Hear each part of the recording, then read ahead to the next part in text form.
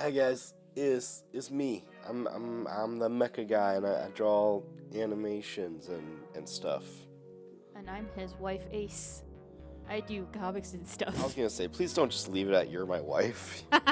You're a strong, independent woman. You are not defined by your man's. I had to pause it just a little bit. You are the worst feminist ever. I like Helldivers.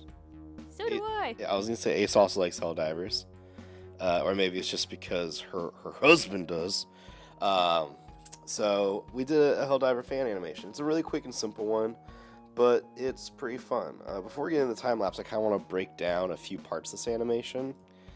So if we take a look, I actually have two versions of it open right now because I did most of this as like a motion graphics type thing. So I can kind of make it into multiple different things.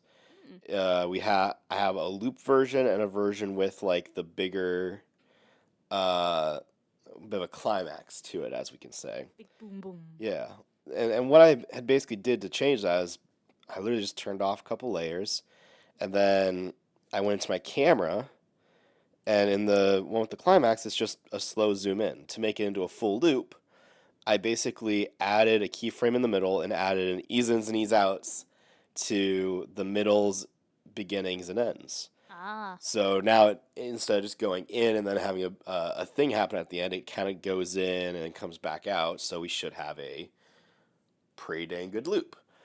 As far as the main character animation itself, it's basically I have him in the foreground here, and you can see I did a lot of gradients. Well, and really, it's one gradient just kind of applied to a bunch of different things to make it all feel cohesive. Because Okay. that's the power of these more simplistic animations, is that you can go a little bit more into the illustrative aspect, but this is still kind of on a tight deadline. So like, I just realized he's on a bug. he's on a bug. He's on a bug. But like that's one thing right away. I if I had more time, if I was doing this up a little bit more, I would have drawn the crap out of that charger. Okay. I actually wanted to have bullet holes with like blood spurting out of him. Yo, and I all know. of just like the orange goo, all of that pumpkin pie. This is a very simple version of the stalwart. I am not a gun guy. My brother-in-law is. I admire guns. They are another weaponry, so I like it. But it's not my thing. It's a lot of geometry that, again, I wanted to have a fun fan art, and that's kind of what this is. It's a practically fun. Is this basically your standard loadout? Yeah, right now it is. I used to hate the stalwart. I'm kind of coming around to it right now because I'm using the explosive crossbow now. But I tied all of it to feel like one scene by slapping the same gradient on it. But you can see if I open up my layers a little bit more, you basically have the legs. Oh no. Ah! The legs. I did frame by frame animate the cape. Ooh. Yeah, which made it look pretty dang cool, I think. Yeah. The charger, I put him on a thing that he could be animated, but he's just there. And where's my? I know he has a chest. Where's? Oh, okay. It's in this one. Like, I lost him. And then a layer for his upper body, which I just put a little bit of tweens. Basically all I had to do was turn on keyframes and make sure over here on the left, or at least it's over here on the left for me, you have scale ratio unchecked, and that will let you scale up or sideways without scaling the other way. So if you have that checked, if you scale it up, it scales both axes equally. Whereas if you have it unchecked, you can like squish them, which can let you cheat a few things. But with that combined with like the cape flowing, if I had put like some wind or weather stuff or some more background animation, it would have helped us pop a little more. Dope. Yeah, even like some animated like reflection on the armor. There's a lot I could have done, but this was very fun and relaxing for me, and I just was able to draw some. I also did like the armor very simplified. And this is not my current armor that I wear either. I was gonna say, like, is this most of your loadout except for the armor? No, it doesn't have my riot shield. It doesn't have the hatchet on it. It doesn't have any explosive crossbows or grenade launchers. But I wanted to make it recognizable as Helldivers, so But with all that, let's go ahead and we'll bust into the time lapse.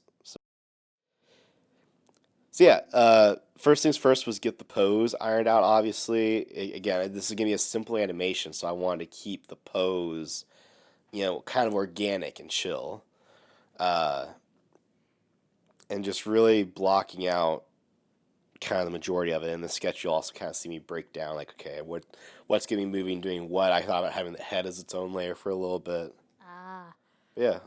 Hey, so you go ahead and say some stuff, because you're a strong, independent woman. I have just a whole lot of questions. Like, Yeah. what kind of references did you use? Did you just use in-game reference, like in-game? So that's another thing. I could have tried to do a little more. Like I could have screen grabbed some of the different poses. I kind of just sat here making this kind of stance myself, and like how would I hold something of that size? Because posing is what I like to do. Right. So I had an idea for a pose, and I referenced mainly the default Helldiver armor because as much customizability as there is, you think of the classic Helldiver a lot. I feel like. Yeah. So, it was a little difficult to go on Google and find actual because I didn't want to reference other artwork. I wanted to reference the actual stuff, and that was a little difficult to find. So I kind of just simplified what I chose to, and I thought, okay, if I land the colors with that like steel grays and yellows, plus again, one of the things that you think about in video games isn't only here's just a lot of drawing different cape poses. How much reference did you had to get just to get the cape flap right? Honestly, I've just been watching like things like Invincible and stuff lately, so that's not a realistic cape. That's another thing where I could have done a little more. There's actually a few things in the shading I would have liked to do differently. I was going much more for here's the big finish I was talking about. That 500 kg I feel for like democracy, this yeah! time lapse is actually very similar to the vibe of wait a minute, what's that stratagem say? Oh shit! Dropping that 500 for Here's another liberty. thing I would have loved to do. I might go back and do another version of this explosion because I kind of did the fun flash to it, but I didn't do a lot of Ew, seizures. Coloring frames never makes for a good time lapse. Oof. But like I could have done more in betweens and not just the motion graphic for the mushroom cloud. But I'm not a VFX animator specifically, but it is fun, and that was actually probably what I referenced the most, more than any of the armor or the cape stuff. Was like, how boom, how do boom. Where's the kaboom? There's supposed to be an earth-shattering kaboom. Yeah, so if anyone likes it, maybe we can make this into a sticker or a button or something. It was fun. One of the things I didn't even talk about was I used a mask to try to help make it feel a little more organic. Because I don't think I got the seam for the torso to the legs right, but yeah. If all y'all have any questions, feel free to comment. There's a lot more to this process that I didn't talk about, but it's nothing too spectacular. It's nothing too different from any other time I've done, motion graphic stuff. So, Ace, you have any other stuff you want to say before we bounce out? Democracy. Don't get eaten by a bug. Bye. Bye.